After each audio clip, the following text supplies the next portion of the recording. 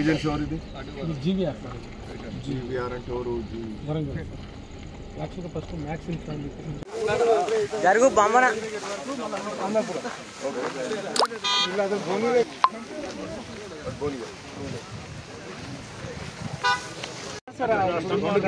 అయిందేమో ఒక 2 కిలోమీటర్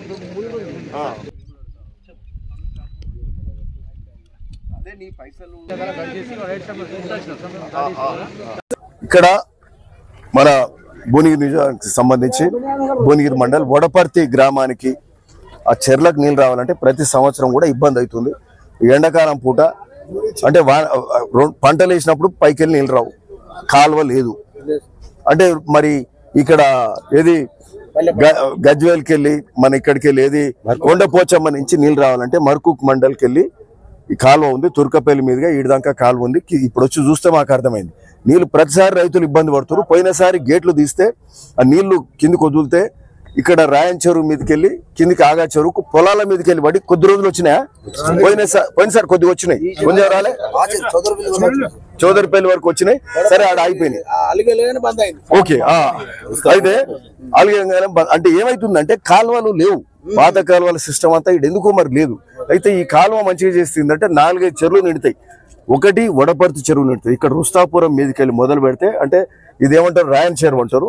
మళ్ళా మధ్యాహ్నం ఏముంటది సౌటకుంట మీదకెళ్ళి ఇక్కడ ఆగా చెరువు అంటే వడపర్తి చెరువు వస్తే వడపర్తి అట్లా హన్మాపురం నీళ్లు హన్మాపురం కూడా పొలాలందరికీ కూడా ఆడ కూడా కుంటుంటది మదిన చెరువు. ఇవన్నీ చెరువులు నిండితే ఏంటంటే ఆ 2 పెద్ద ఊర్లకు సంబంధించి రైతులకు మేలు జరుగుతుంది.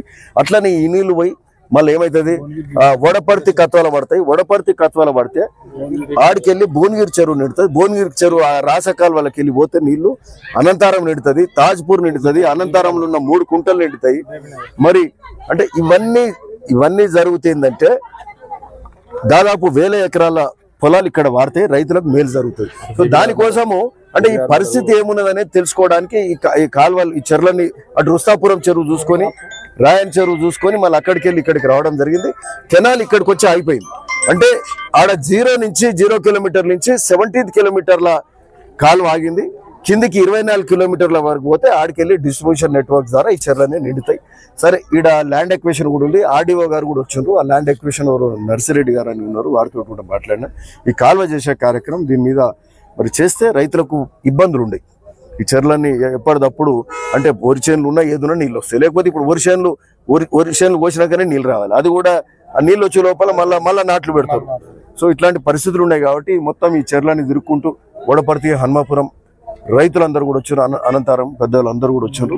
ఓకే, అట్లే మరి ఈ రాసకాల్వ ద్వారా మన ఆడికెళ్ళి వడపర్తి మీదకి వెళ్ళి అటు బీబీనగర్ చెర్లకు కూడా నీళ్లు పోతాయి. సో ఇది అంతా యూస్ఫుల్ చెరువు అన్నట్టు. ఇది కొండపోచమ్మ నుంచి వచ్చే నీళ్లు మరి ఈడదాకా ఏది మండల్ ఏది మన తుర్కపల్లి కాదు మర్కూక్ మండల్ మీదకి వెళ్ళి నీళ్లు ఇక్కడ తుర్కపల్లి మీదుగా ఏడదాకా వస్తే అటు బీబీనగర్ దిక్కు అటు మగ్దుంపల్లి వరకు అక్కడ నీళ్ళు పోతాయి. ఇక్కడ మళ్ళీ భువనగిరి నిండితే ఇక్కడ కిందికి అనాశపురం కానీ అటు తుకాపురం కానీ ఇవన్నీ కూడా వెళ్ళే కార్యక్రమం కూడా జరుగుతుందని కూడా.